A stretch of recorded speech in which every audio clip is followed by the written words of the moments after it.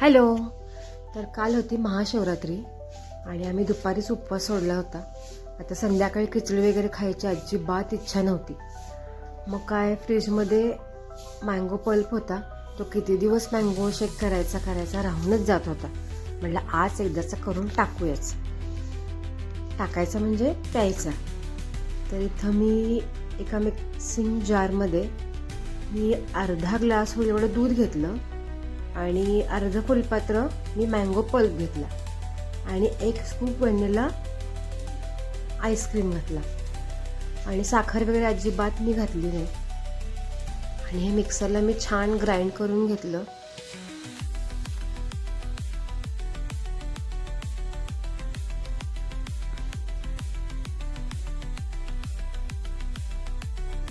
तर इथे आपला मँगो शेक तयार झालेला आहे. तर तुम्ही कसा मँगो शेक करता कमेंट करून नक्की सांगा मला. तर इथं हा मी थंड करायला फ्रीजमध्ये ठेवला. तोवर बाकीच्यांच्या स्वयंपाकाची तयारी केली. तर इथं मी मूग आणि भात लावलेला. स्वयंपाकात जास्त काय तामझाम केला नाही कारण आमचा उपवास होता. आणि इथं मी पटकन मुगाची आमटी करून घेतली.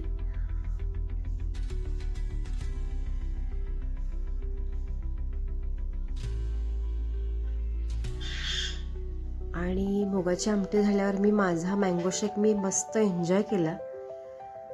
तर मँगो शेक खूपच भन्नाट झाला होता, 1 नंबर.